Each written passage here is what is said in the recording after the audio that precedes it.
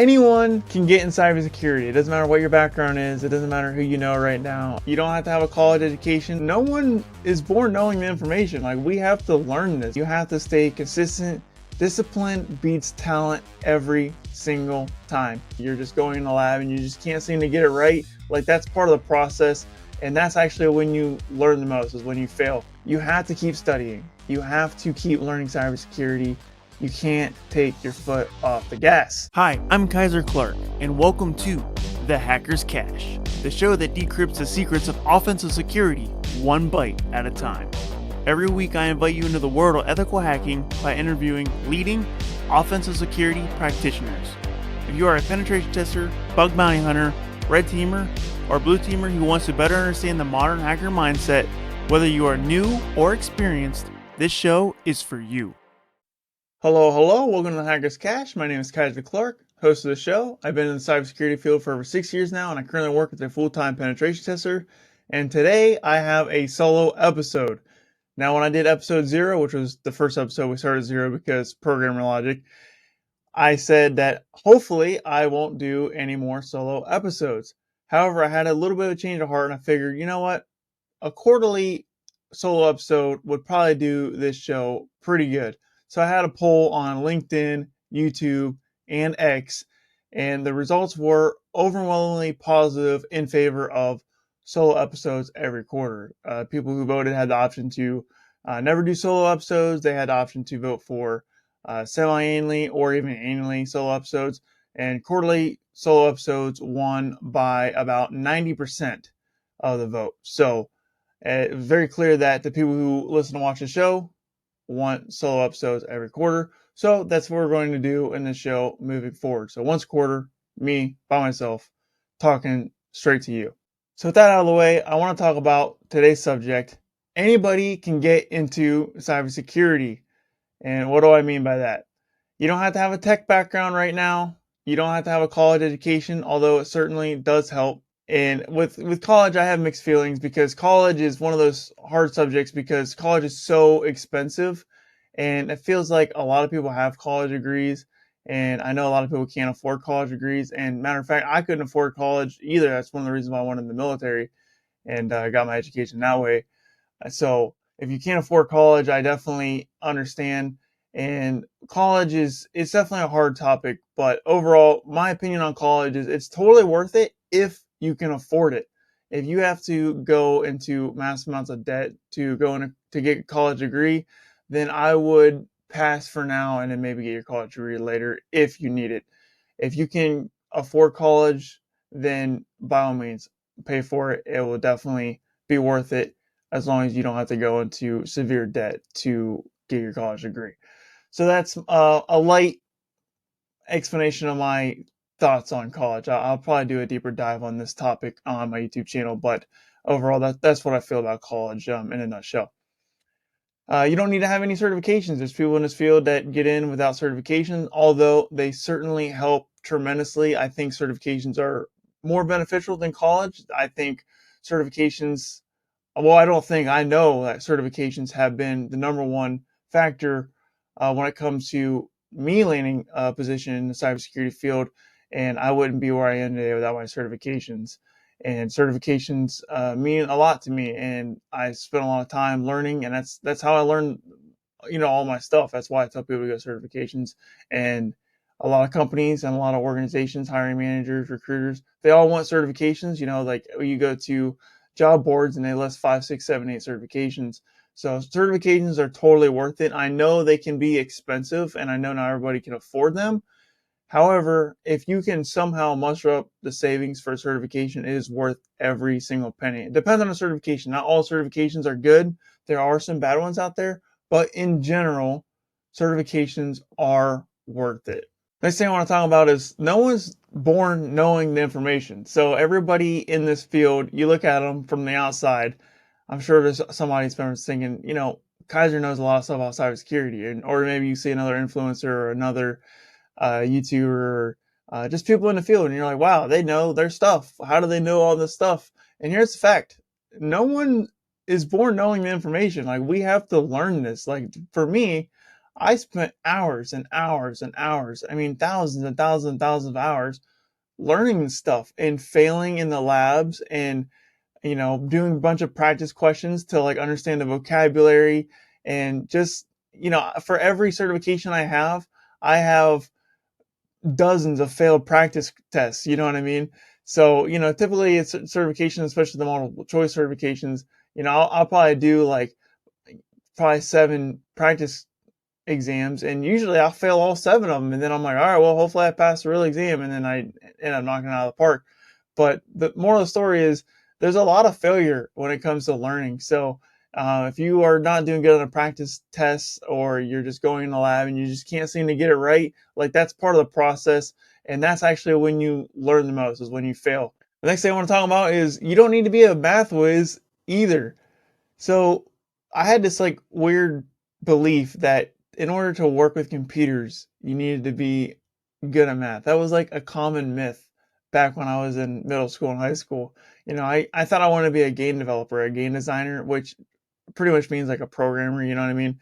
And people would just say, like, other students and maybe even some adults and parents and teachers would just be like, you have to be good at math. And I'm like, well, it's not that I'm bad at math, but I just don't like math. You know what I mean? So, once I got past algebra, I'm like, dude, I don't really want to learn this complex calculations. And I just thought I wasn't cut out for college, and I thought I wasn't cut out for working in a tech field. So, that's a big fat myth. Do not believe that at all. Like, you do not need to know math at all if you want to be in this field, unless you want to be like someone who works with cryptography and you're trying to make advanced hashing algorithms or something. If you're working on cryptography and hashing algorithms like on a deep level, and you're trying to make like the latest and greatest hashing and cryptography, then you're going to need to know some math.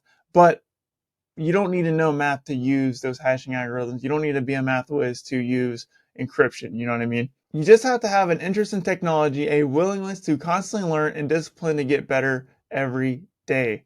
And that is the big part. So as long as you have interest in the field and you're enjoying what you're doing, and there's going to be times where you struggle and you're like, man, I don't understand this. That's okay. That's normal feeling. But as long as you study every day and you try to get 1% better every day, the end results are going to surprise you. So don't worry about learning everything in a short amount of time. Just learn about learning a little bit. So I want to jump into my story a little bit here to kind of give you an example of why anybody can get in this field. And the reason why I want to share my story is because I really did come from nothing. Like, when it comes to cybersecurity and tech, I have 0 family members working in tech. I have before I joined the field, I had 0 friends in tech, and my whole family is mostly blue collar. I do have some family members who work in the service industry and restaurants, but for the most part, most of my family works in the trades, and that's all I ever knew. My first job, I worked in a restaurant washing dishes, and I slowly progressed to a point to where I could help in the kitchen and actually handle some of the food and serve people food. I had that job starting at age 16, and I worked there until I was just 19. A little bit after I turned 19, I got a job working in an oil refinery as an industrial sandblaster and painter. And if, for those who don't know, an oil refinery, they're not fun. They're very dangerous. There's just tons of pipes everywhere. They're all extremely hot, and they're all holding liquids that could melt your face off and even kill you on contact. And it's a very dangerous place. And furthermore, it's a ticking time bomb. Like, there's drills on, like, hey, if this explosion happens, like, you got to go out this gate and all this. And it's a very dangerous job. And I did that for like 4 years. I started as a painter, industrial painter, and started doing more sandblasting stuff. I painted all kinds of different hot pipes. I painted handrails, like the yellow handrails, the safety handrails, so people wouldn't fall off platforms and stuff. I painted yellow curbs, and I painted lines on the roads and inside the refinery, and I painted a lot of tanks that held these chemicals, these fuels, this oil. And then eventually I got into a position where I could do fireproofing, and fireproofing is basically material that you put on steel beams, so when an explosion does happen, the structures don't fall down, because if a structure falls down in an oil refinery, it's going to be a chain reaction. So one falls down, blows up, the next structure next to it will also blow up, and then that one will chain react to the next one, and then that one will blow up. And the goal of fireproofing is to make it to where when the steel beams get to a certain heat, the steel beams don't collapse and cause explosion. So basically, it's this a delay of the structure falling down. And it was my job to put the substance on these steel beams just in case these oil refinery elements blew up. And I also worked in chemical plants, which is basically the same as a oil refinery, just chemicals instead of oil, I guess. It's the best way to put it. And then after doing fireproofing for a while, they leveled me up to asbestos and lead paint abater. And abater, if you don't know, is basically a fancy word for removal. So abatement means removal. So I removed asbestos, and for those who don't know, asbestos is an extremely dangerous substance, and it causes lung cancer if you breathe in enough of it. And the problem with asbestos is it doesn't give you lung cancer until 40 years from now. So we'll see if I get lung cancer in the future. That's one thing I'm actually worried about because I have removed thousands and thousands of pounds of asbestos, and I've also removed a lot of lead paint. And that's what I did. I had to wear like this white suit, and I had to wear a respirator on my face.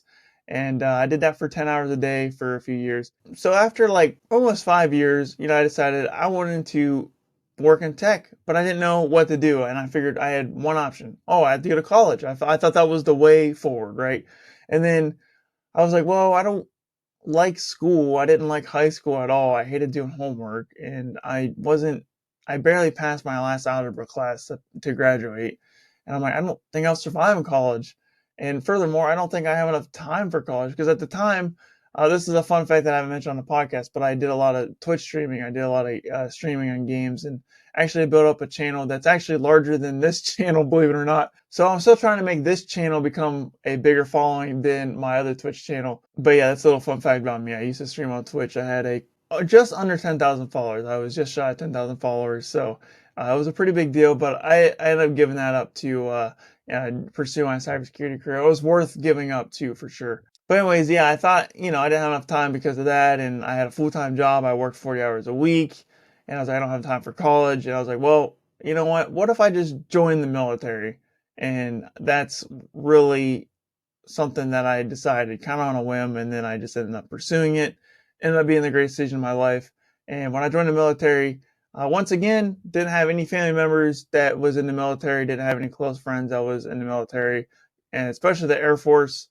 No, it was all new. No, I knew nothing about the military. I knew nothing about the Air Force. I figured, the only thing that I did before I went in was I just got in shape. I just, made sure that I could do a lot of push-ups and sit-ups, and I could run really well. And that's all I did before I went into basic training. Ended up graduating, obviously, and had a whole career. And that's kind of where my story picked up. I talked about this in episode 0, where I was like, oh, I just worked a bunch of dead-end jobs, and then I was like, decided I wanted something more, so I joined the military. So if you want the rest of that story, definitely check out episode 0, and I explain what I did in the Air Force and all that. So I'm gonna end the story there, and I just want to bring this back in and talk about how this applies to you. And how it applies to you is, like I said, you don't need to know anybody in the field. You don't need to have a support system. No one really was with me when I was on this journey. You know what I mean? Like, it was just kind of on my own. You know what I mean? So if you don't have a support system, you don't really need one. You just gotta work hard. And when I say you have to work hard, I mean you have to work really, really hard. To put this in perspective, the way I broke in the field is, I was in the field as a system administrator in the Air Force, but I wanted to get a cybersecurity field, which is a little bit different, a lot different actually. And I was like, well, what do I got to do? So I would get off work, I would do my 8 hours at my job in the Air Force, and sometimes it was more than that even, depending on the day. But I would spend 4 or 5 hours studying every single day, and I mean every single day, including the weekends, Saturday and Sunday. Now there was a couple weekends where I would take off, but for the most part, I was every day. And I figured the more I put in, the better result I would have when my contract was up, and the better position I would be once I got out of the military. And that was happened to be the case. I ended up landing my dream job as a full-time penetration tester, and I am where I am now because I put in those hours studying.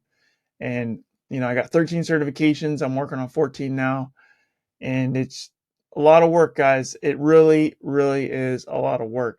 This field isn't easy and it's not a 9 to 5. So if you are considering joining the field, or even if you're already in the field and you're trying to level up, like you have to put in time after work and you have to get better. You know what I mean? Like I do my full-time pen testing job and then I still manage to find time to study outside of work and try to get better. And you see my streams on Sundays and on Thursdays, my live streams where I do Hack the Box. That's a form of studying.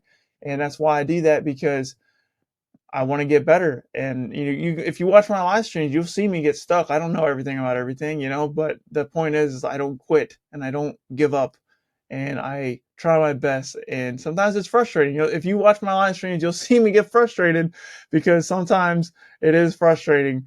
But then when you figure it out, you're like, oh man, that's a little annoying, but I'm glad I got it. So overall it's super fun. So with that being said, like I said, you have to work hard and you have to stay consistent. Like the biggest thing here is you can't study inconsistently. You have to stay consistent.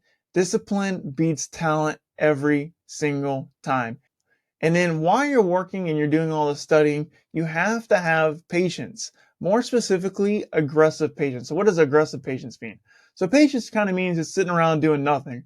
Aggressive patience means you're going to work your butt off for a long time with zero results, right? You got to think, before I got into the position I'm in now, I studied to be an ethical hacker, penetration tester, 4 years prior to actually landing the position. So I stuck to something for 4 straight years without any result. I got $0. I got nothing. You know what I mean? All I got was, I kept adding certifications to my resume, but at the end of the day, like I didn't get a job. I couldn't get it one anyways until after I got out of the Air Force. The moral of the story is I spent 4 years learning how to hack without any reward. The payoff took 4 years, guys. So that's what I mean by aggressive patience. You have to be patient, but you also have to work very hard while you're waiting for the results to happen, because breaking in this field is not easy. It's very difficult now, especially with the economy right now in the job market. It's in very bad shape. I did talk about that in a video called Top Cybersecurity Myths or something like that. Definitely check out that video if you want to hear more on why the job market's tough. But moral of the story is the job market is in pretty bad shape at the moment. And while you're going through this process, you might get all the certifications and you might have all the skills and you might have all the technical know-how and you might even know how to write a resume and talk really well during interviews. No matter what you do, you could be the best in this field and you will still get rejected. But you have to understand that most of the time companies reject you is because you are not a culture fit. So for example, if you are a highly intense person, a laid back company won't hire you, and vice versa. If you are a laid back, go with the flow type person, an intense and serious company isn't going to hire you.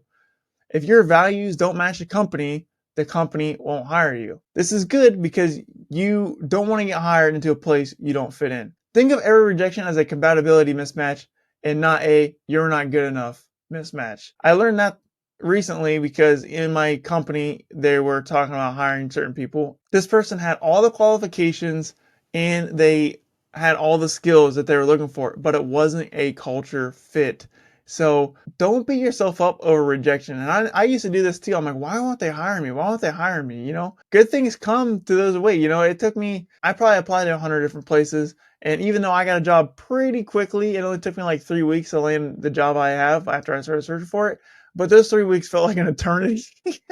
Let me tell you what, especially when you're facing unemployment coming out of the military, I was sweating bullets, man. I was like, man, I'm about to be unemployed. Let me rewind for a little bit. So I actually signed an offer for a company and they actually withdrew the offer. And that was one of the most gut wrenching feelings I've ever had. But looking back at it, it was probably one of the better things that's ever happened to me.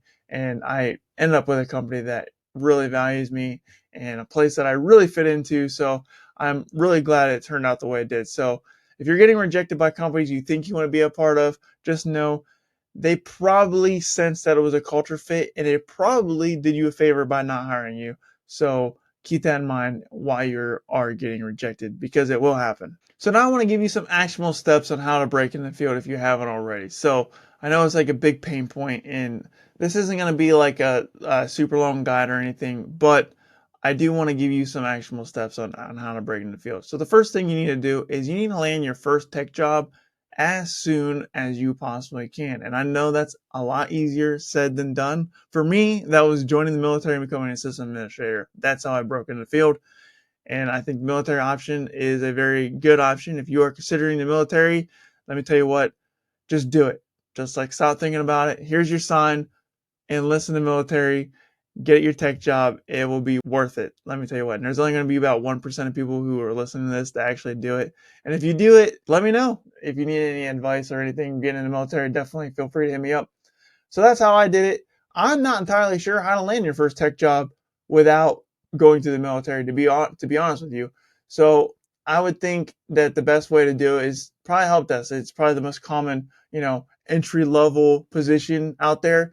And the way you would land a help desk job, from what I've seen and from what I hear, is go get your CompTIA A plus, go get your CompTIA Net plus, and get your CompTIA Sec plus. If you get the CompTIA trifecta, you're in a decent position to start landing those entry level jobs.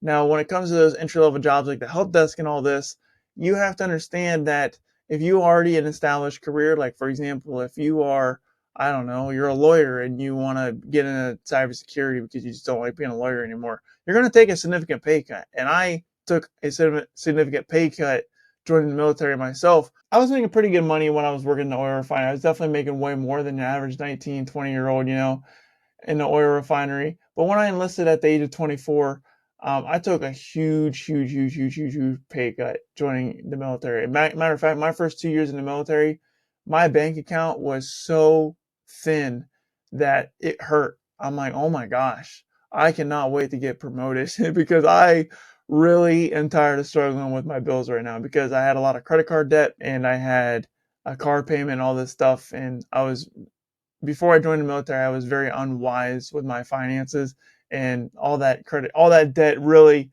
really hurt me when I was in my early years in my military career, because like I said, all my money went to debt and I didn't have any money left over for anything else. So it took me like 2 years to get out of debt after I joined the military. And it took me a couple promotions before I even felt like I was able to have a savings account. You know what I mean?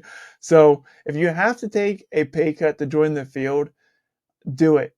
It's worth it. In the long run, it is worth it. It's going to suck those first couple of years because you're going to feel like you have no money and you have no savings account, and it's going to be scary, especially when life comes your way and you have some emergency that you just don't have the money for. It's a risk worth taking, in my opinion. A lot of people who's already in established careers, they're going to have to take a pay cut because help desk and those entry level positions, they don't pay that much. Now, if you're a college student, you don't have to worry about this because you probably don't make any money now, or if you do make money, you probably are making probably slightly above minimum wage, and a help desk is probably going to be an increase in money, or if not the same money. So if you're younger or you're in college, then you probably don't have to take much of a pay cut. But if you are in college, take advantage of your cyber groups and take advantage of internships. Internships is the number one way to break in this field right now. So if you're in college, definitely pursue internships. That's how a lot of people got in the field. And matter of fact, that's one of the things that helped me get in the field. Coming out of the military, I did this thing called the DoD Skill Bridge program, which is basically an internship for transitioning military members. We get to work a civilian job while we're still active duty to help us transition. So I had a penetration testing skill bridge, and that really helped me get experience that I needed, and it gave me the confidence I needed to go out and pursue penetration testing positions at other companies. So that's step one. Get your first tech job as soon as you possibly can by any means necessary. And like I said, it's easier said than done, but it is doable. Step two, while you are working your tech job, or even while you're trying to break in your first tech job, get more certifications. Like I said, to get your first tech job, you could probably do the CompTIA trifecta, the A plus, the Net plus, the Security plus. If you already have those, go to the next level. Go get your Pentest plus if you want to be a pentester. If you want to be a cyber defender, a cybersecurity analyst, get your CYSA plus. Keep going up that CompTIA ladder and keep getting more and more certifications. I think certifications is the number one thing that's helped me in my career. And I would say just get certification after certification until you have like 20 of them. I know that's easier said than done. Guys, I have 13 certifications and there's still like another 20 certifications that I want to get. I just love learning, and I think certifications really help advance a career more than anything out there. So that's step 2, guys. Once you land your tech job, you have to keep studying. You have to keep learning cybersecurity.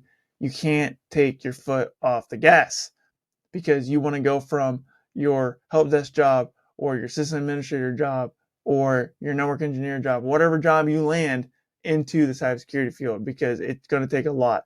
And you might need to work in that tech job for 2, 3, 4, 5 years before you even land in cybersecurity. Most cybersecurity positions require, 2 to 5 years of experience before you can land your first cybersecurity job.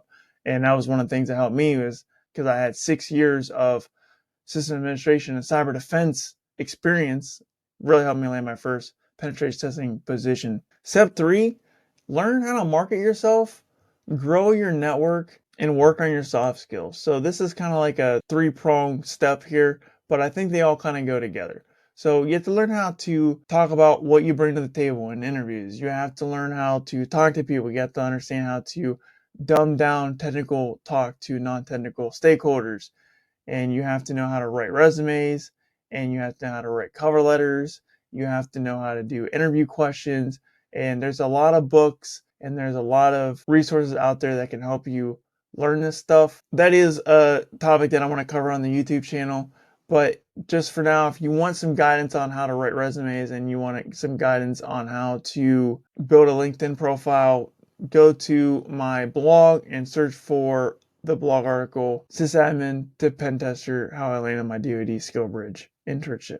Towards the bottom, I give some resume resources. So work on your LinkedIn network, create an account if you don't already have one, and just start posting at least once a week, and ideally as much as possible. I post on LinkedIn at least one time every day, sometimes several times a day. So build your network. It helps out a lot. And the reason why I say it helps out a lot is that's actually how I landed my current position. I was just posting my hack the box stuff every week. I'm like, hey guys, I pwned this box, nothing special, but hey, I pwned it. Can't really talk about it because it's still not retired. And I was just doing that week after week after week after week. And I pwned 50 boxes. Like, hey guys, I pwned 50 boxes. Occasionally I was making YouTube videos back then. The podcast didn't exist back then. Once I got my job offer withdrawn, I posted on LinkedIn, hey, I'm looking for a position, put my green open to work banner up. And then I had a lot of people hit me up, and one person in particular was basically like, hey, I'm not a hiring manager, but I work for this company. I really like it. It's worth it. And if you want me to forward your resume to my company, let me know. I'm like, sounds good. Here's my resume. Didn't think nothing of it because this person wasn't a decision maker in the company. But sure enough, that is what got me in the door at my current company. Yeah, I'm very thankful for him, reaching out like that. I would definitely be working in some sort of penetration testing role, but I probably wouldn't be working for the company I'm at now. And for better or for worse, I mean, there could be some better companies out there. I don't know. My purview of penetration testing positions is very limited. I've only had my one skill bridge in my current company now, but I'm very happy with where I am at the moment. And then step 4 is you have to apply strategically. What does that mean? You have to apply strategically. So you have to, it's cliche to say this, but you have to tailor your resume to the position that you want to go into. So for me, this is how I did it. I made one resume that was specifically tailored for the role of penetration tester. I use all the keywords in that resume that would fit almost any penetration testing role, and I even put penetration tester on the top of my resume before I even landed my full-time job. I mean, at the time I was in my internship as a penetration tester, but I wasn't getting paid as a penetration tester. You have to advertise yourself as a position you want to be. So if it's a SOC analyst, put SOC analyst, and you have to put these keywords in there. And I would use that same resume for all the companies because it worked for 90% of penetration testing positions, because most companies are asking for the same tools, technologies, and certifications. So you don't have to really modify too much in the resume. I did send the same resume to every company. However, I did not send the same cover letter to every company. Every company got a unique cover letter. And I think it's really important because, so you want the hiring manager to read the cover letter so they open up your resume. So you don't want to put your skills, your certifications, and all this stuff on your cover letter. You really want to maybe touch on it a little bit. You maybe tease it a little bit, but I would always put, you can find my skills in my resume. The hiring manager reads that. Oh, okay. If I want to see their skills, I got to open the resume. The cover letter is really just to get them to open up your resume. That's all a cover letter is for, in my opinion. You want to make that to be your culture fit. So you're going to read about the company's culture, and you're going to read what they're looking for, and you are going to write about why you're a good fit for the company. And I, once again, go back to that blog post on kyserclark.com, sysadmin to pentester, how I got my DoD skill bridge or something like that. Check out that blog post, and I have some resume advice in there. And there's even one video in there that I linked to, one YouTube video that I highly recommend you watch to help you build a cover letter. And I followed that video. I forget his name. It's Andrew something. I can't remember his last name, but he's really good when it comes to helping you land positions. So definitely check out that channel if you are in the middle of a job search. And then when you're job searching, you're going to get rejected. I already talked about this. You have to handle the rejection in the best way possible. So for me, I took every rejection personally. I'm like, why don't you want me? And I would just work harder. It just encouraged me to work harder. But the point is, you don't want to give up, right? If I would take my anger and I would use it in a productive manner, but don't self-destruct. Don't like cry yourself to sleep. You know what I mean? Like, don't sit in the fetal position because you can't find a job. You have to, it's okay to be upset. That's okay. But you don't want it to stop you from applying and leveling up your interview skills and, fine tuning your resume. So definitely handle rejection in a positive way. And like I said earlier, if you get rejected, it's most likely due to a culture fit rather than a skills fit. So in conclusion, anyone can get in cybersecurity. It doesn't matter what your background is. It doesn't matter who you know right now. It doesn't matter what kind of people you have around you. It doesn't matter what skills, doesn't matter what certifications, doesn't matter what degree you have, because you can learn it all right now. Starting today, you can learn it all. And it takes time, it takes discipline. You can learn it all. And anyone can do it. As long as you can read and write, you're probably going to be able to make it in the field. But that doesn't mean everyone will get into cybersecurity. But that is a topic for my next solo episode, which will be next quarter. But for now, I'll just leave you a little teaser. There is a limited amount of slots in cybersecurity, and you are in a competition against other people for the same position. So keep that in mind when you are considering taking a break from your studies. I can't wait to talk more about this topic next quarter. It's definitely going to be a doozy. Thank you so much for watching. Thanks for listening. If you are on Spotify or Apple Podcasts, do me a favor, leave a review, leave a 5-star review if you think the show deserves it. If you are on YouTube, hit the like button and subscribe to the channel. Also, I'm starting up a newsletter, guys. And if you want my newsletter, you have to go to kyserclark.com, and you'll see if you click on the blog section, the video section, or the podcast section, you can sign up for my newsletter there. All you do is type in your email and then push one button, and you are in the Cool Kid Club, where I send you emails every single week of some insights that I haven't put on the podcast, my blog, or the YouTube channel. It's exclusive content just for you in the emails newsletter. Also, in that email newsletter, I give you a summary of all the content that I make. That way you don't miss all the information I'm putting out there, because I put a lot of information out there for you guys, because like I said earlier, I came from nothing. I knew nothing about this field, and I wish I had some sort of coach. And that's one of the main reasons why I started this podcast, my YouTube channel, and my blog, because I'm trying to help people break in this field, guys. I love this field, and it's tricky. It's definitely tricky, and I just try to encourage you guys to get in this field. So if you want more from me, sign up for my newsletter, guys. It is exclusive content, and it's going to be some juicy content in there that you're not going to see anywhere else. It's exclusive just for the email subscribers. Once again, thanks for watching. Hopefully you enjoyed the show, and I will see you in the next episode. Until then, this is Kyser signing off.